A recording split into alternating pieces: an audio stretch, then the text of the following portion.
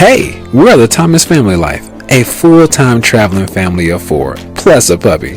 Roland, Angel, Ariel, Victory, and Miss Noel. We sold everything, bought a travel trailer, renovated it, quit our jobs to hit the road full-time. We love meeting new people, seeing cool places, and eating great food. These are our adventures.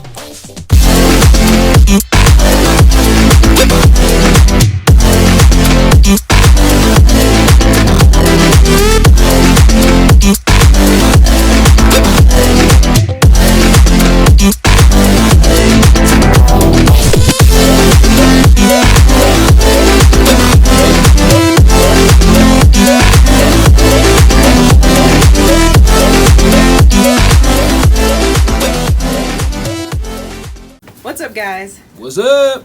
Okay, so today we are going to tell you about our top 10 ways you can camp for either dirt cheap or free.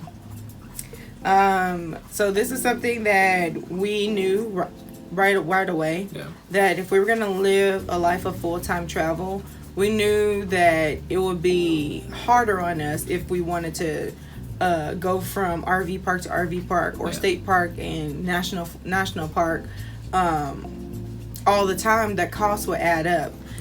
If you want to be a full-timer, the most wisest way to do it would be to figure out a way to do it for free or cheap. So in this video, we are going to go through our top 10 ways that we camp for free or cheap, and we'll share some of our experiences with you guys along the way, and let's get right into it. So number one is those two things that we saw. Number one was Boondockers Welcome, and so Boondockers Welcome, you kind of sign up on this platform, and to go, you're able to stay with folks who have land or extra driveway or space on their driveway. They'll let you put your RV up, your travel trailer, and so we like that one because you kind of have you can do one night. Some places let you do a few more nights, and so those have really been helpful for us as we're trying to figure out the city, or we want to go in town for a little bit. We can camp out closer to the city for a few days, and then before we go out in the boonies where there's nobody, so Boondockers Welcome has been we've used that one a lot, so we really like Boondockers Welcome.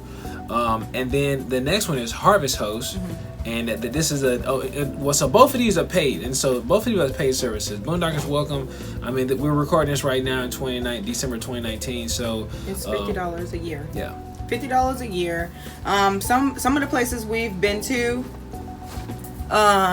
we have seen that some people will offer you power and water hookups. We've had both of those, and they charge you like a real small fee. I mean, I'm talking like $5. It's dirt cheap. But you get electricity, and you can run your air conditioner, and you get water, so you can, that's pretty awesome. That some places will do that. Also with Boondockers Welcome, I mean, we've had some awesome experiences with some of the people that have welcomed us into their driveway. One person, our very first Boondockers Welcome, actually made us dinner and invited our family to swim in his pool, and it was like well over 100 degrees out, so of course we pounced on the opportunity. So that was really cool. I'm not saying it's gonna be like that everywhere, but we had these cool experiences. Another Boondockers Welcome we stayed at, the wife would bring me vegetables because she knew we ate plant-based. Yeah, that was cool. She brought us vegetables from her garden and herbs and good stuff. Tomatoes, too. I mean, we had some good recipes with those tomatoes. But and she would come out in the morning and hang out with the kids, and we'd have coffee on her porch and talk and chit chat, and she's a believer too, so we would talk about the Lord, and it was just really cool. It was super cool. To be able to, the different people you meet, One of my favorite books I used to read to my kid was by Dr. Seuss, Oh, the Places You'll Go. Yeah. And I kind of feel like we're living it, it's so cool. But okay, so the next one is Harvest Host. Yeah, Harvest Host. So You want me? Okay. Go. Okay, so Harvest Host has a yearly membership as well. And I think the membership, I believe, is $79 a year. Which is still not bad because you get to stay at all these cool places, wineries, museums, libraries, country clubs, where else? Farmlands. You get to stay at all of these different places. Yeah. We stayed at a museum. Yeah, we stayed at like an airplane museum. Yeah, that was cool. And we stayed at a winery. And did we stay somewhere else with Harvest Host? I think that was it. I think that was it. Yeah. But anyways, at the winery we stayed at, it was on it's like a family lives on the land. Yeah, on a vineyard.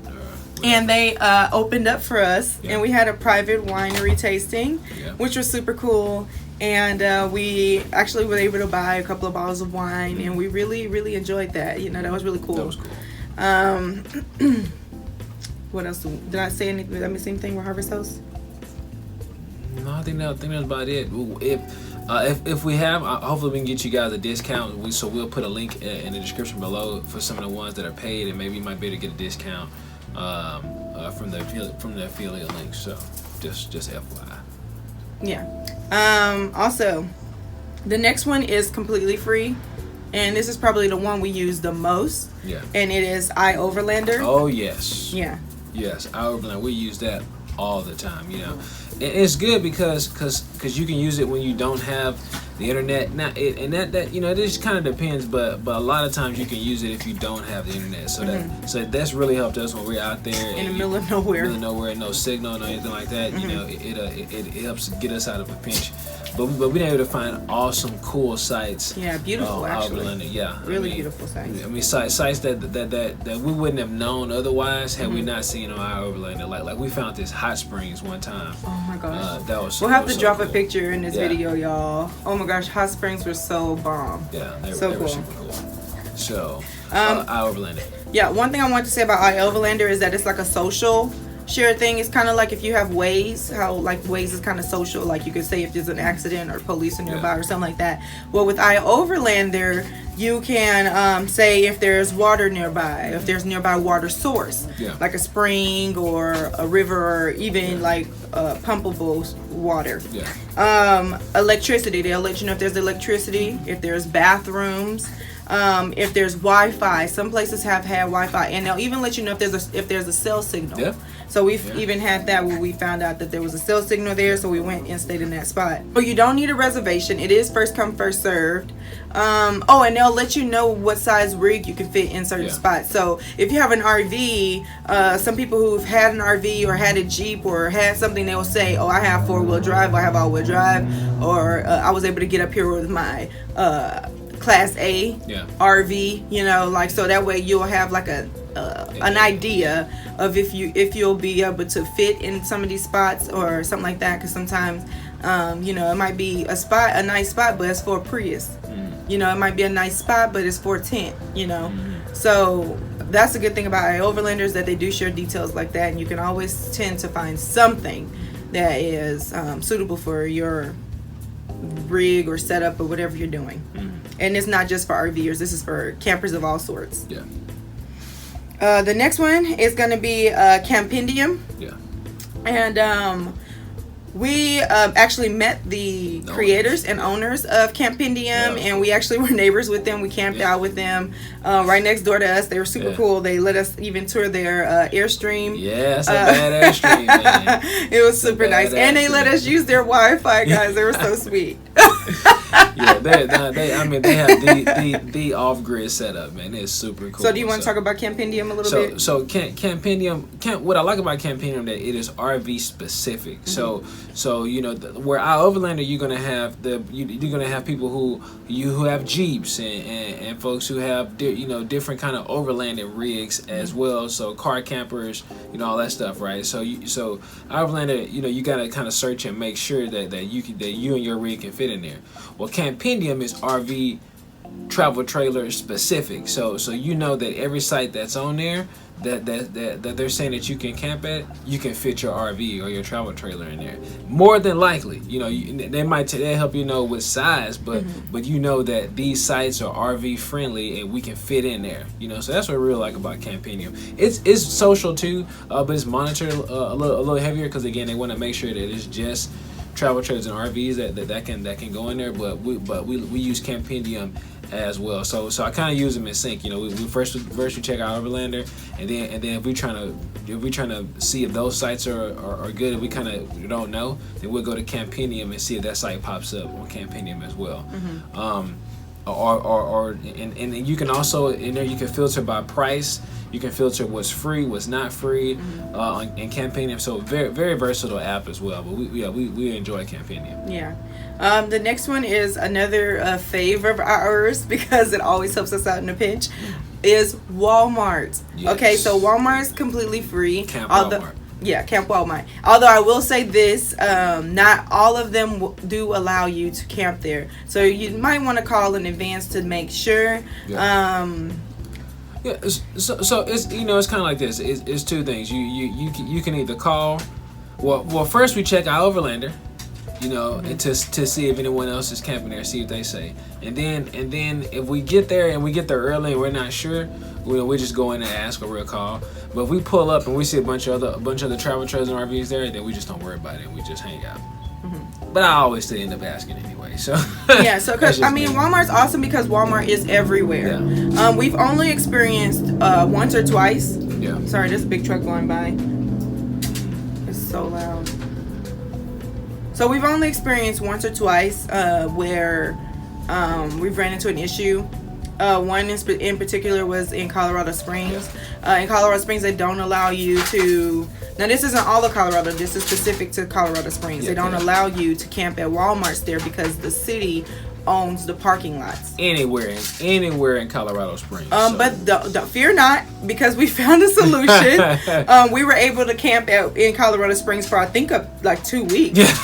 We camped there for free at Bass Pro. Yeah. Bass Pro does allow RVers, and technically they say it's for a couple of days.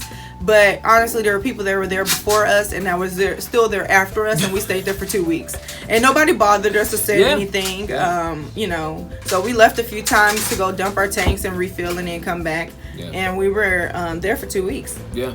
Yeah, so Bass Pro is awesome. Yeah, and even Bass Pro is pretty cool. They have like RV. A lot of them have RV parking spots, so that so that's cool. You kind of you don't have to worry about kind of take up 2-3 spots. They actually have designated RV spots, so it's pretty cool. Yeah, it's cool. Another one is BLM Land. Yeah. So you want to talk about BLM Land? Yeah. So BLM Land. Which is the Bureau of Land Management. So in Texas, we didn't have BLM Land, so I had never heard of it. I had no idea what that was. But if you live outside Texas, you probably know what that is. Again, it's the Bureau of Land Management. They have land, and you can camp on that land for 14 days for free. And then you just have to move a few miles down the road to camp again at another spot. So, and you always want to check, if you can get to the BLM National Forest office and check to make sure that spot's still good, still available.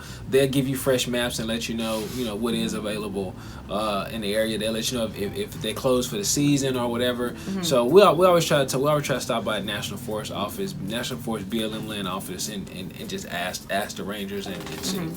So and we probably can loop. I don't know. Do you want to loop those two together in National Forest? I mean, you can. I mean, it's top 10, and these are separate. Yeah. So that's the difference. So BLM Land. Next, National Forest. Very, very similar to BLM Land. Yeah. But I think it's ran by the and don't quote me on this, y'all. But I think it's ran by the national parks. However, it's the National Forest, not necessarily park because of depending on what the president say, which is which. And so. So the National Forest, Again, I think it's kind of related with the national parks. It all depends on how the president's layout. What's designated, what's a national park, national forest, national monument, all that stuff. Again, don't quote me on that. I could be right, could be wrong. I know you can camp there for free for 14 days, and then you just have to move 2 to 3 miles down the road, and you can camp there again. You can camp at the new site for 14 days max. So, and then some of them have paid sites. So it's definitely good to check with the National Forest Office, because they have some sites that you pay for and some sites that you don't. So like one good example of the one that we like was when we went to the Grand Canyon.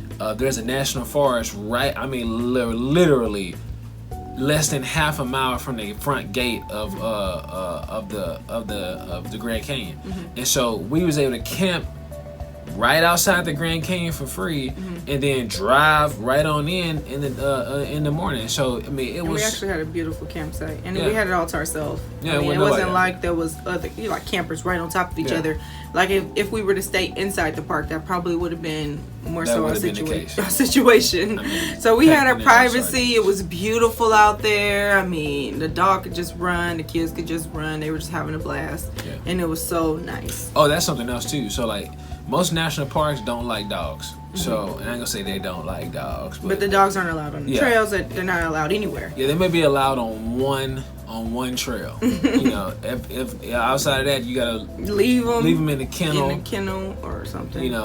So you pay for a kennel or something like that, or you leave them in the car, and we don't want to leave them in the car because that ain't good, right? Anyways, whatever. Colorado, they got mad at us. But we do it we do it. We have a remote start on our truck, and we're usually right there. So so it ain't nothing crazy. We don't. Yeah, anyway. So the next one is rest stops. Yep. So rest stops. So we haven't stayed a lot of them. I think the first one we stayed at was when we was in Texas. When we was coming back through Texas, when we stayed at a rest stop. It was kind of a little leery at first, but because you hear about all the drama horror movie stories.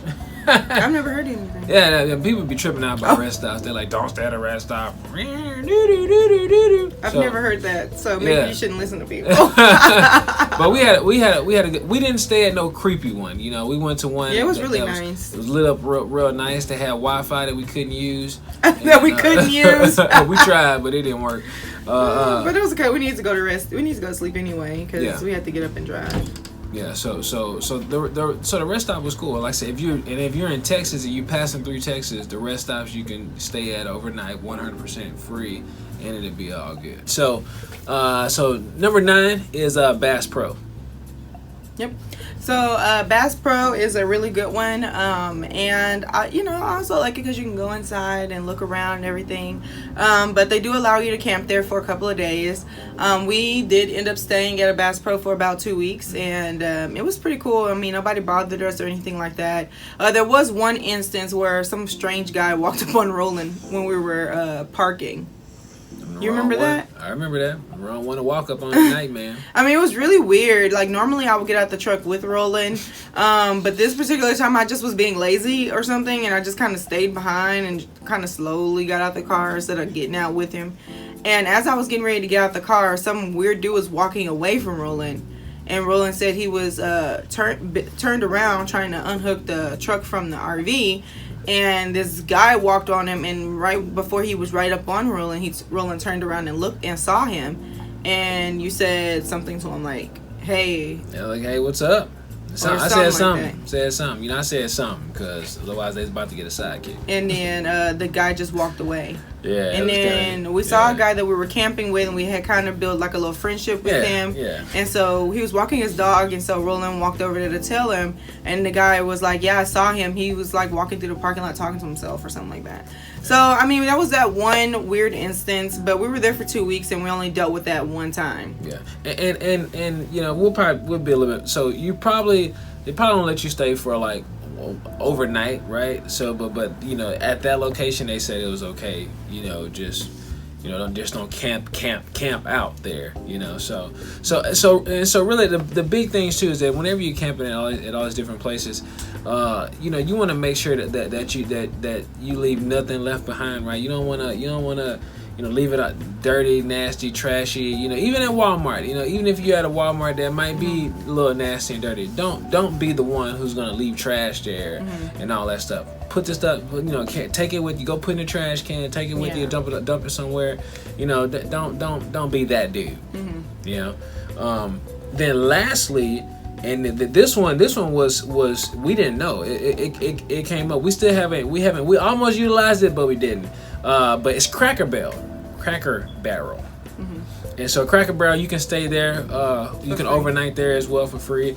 They just ask that you patronize. Which why wouldn't you go in and have breakfast? I'm telling you, or dinner. You can't beat them biscuits. You can't beat them biscuits, man. All we can eat in there is carbs. So hash browns, pancakes, biscuits. That's about it. We can't have the catfish breakfast. Oh no! but nevertheless, I could go in there and buy some of that jelly. Some of that jelly they got. They got that in jelly that is little country store they got in there. But yeah, so Cracker Barrel is one a lot of people don't know about, a lot of people don't use, but man, they're a great resource as well. I will say this: some of their parking lots are small. Yeah, tight. Yeah. So not all, but some of them. We were gonna try to camp in one of them, but it was that. I got in there and I was like, oh my goodness, how I'm gonna get out of here? Yeah. So I wasn't even gonna stress about that. We just figured out how to get out, and we got out, and we went to another. That's when we found Bass Pro later on that day, on that night. So, yep. Cool. So I hope you guys like this video. I thought it would be something that, so many questions we get is how can we live this life and afford it? And one of the major expenses you're going to experience when trying to RV or camp is the places you stay overnight. And that's going to be the big deal. So you want to try to find something that's either free or cheap to maintain this lifestyle as a full-time lifestyle. When you're camping at RV parks, and that's cool. I think we stayed at an RV park 2 or 3 times. Yeah, in the last 7 months, 6 months. We stayed at them. We stayed at a few state parks. When we was first starting out, and so that got costly expensive, quick. Yeah, because you can spend $300 quick, like in a couple of days. It can add up. The ones in Texas were a little cheaper than some of the other ones, but when we got close, we have a Texas state pass. Yeah. So the state parks are cheaper. Yeah. But like the RV parks, they're a little cheaper here. Some of them, once we got out of here, man, it was like $40, $50 a night. Okay, one more thing I wanted to say, but if you are gonna be camping at like national parks, go ahead and get the national park pass. I think it's like $80. Yeah, something like that. 80, 90, somewhere around there. Somewhere around there, but you get park entrances for free. Yeah. And if you're gonna be traveling, I think a lot of people want to go to these different national parks. So go ahead and get that membership up front because it'll be cheaper on the long end. Yeah.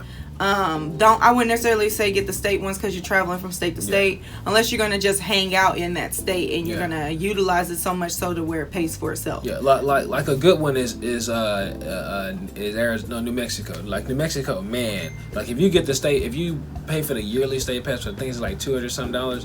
Like you pay half of the state. Of the entrance fee. Well, you don't pay the entrance fees, and then pay half of the nightly fees. Yeah, half of nightly which fees. is dirt cheap anyway. It's like $5. Yeah, it's like dirt so. Cheap anyway. So I know that's one state that a lot of snowbirds go to during the winter time because one, it's cheap. Yeah, it's cheap, and you pay that $200. $200 whatever yearly, full hookups, and then you got your hookups, you got somewhere to sleep and lay your head, and it's like $5 a night. Can't beat that. Can't beat that. And if you work there, if you do some work camping, you can stay there for free, and they might even pay you. So that's another thing. We haven't quite gotten into work camping or volunteering yet, so we didn't really want to speak on that. But that option is out there. We know we've seen on YouTube and Instagram and Pinterest that some people do that. They work camp and they'll get paid and they get to camp there for free. You can volunteer and you just get to camp there for free. So either way, you're camping for free. You're camping for free and you have full hookups. Yeah. So there you go. So maybe top 11 You know. Well, we haven't done the last one, so, but that one's bonus for you to look into if that's something that you are interested in. Yeah. The reason why we haven't done it is because a lot of them require that you're there for like 3 months. Much, yeah.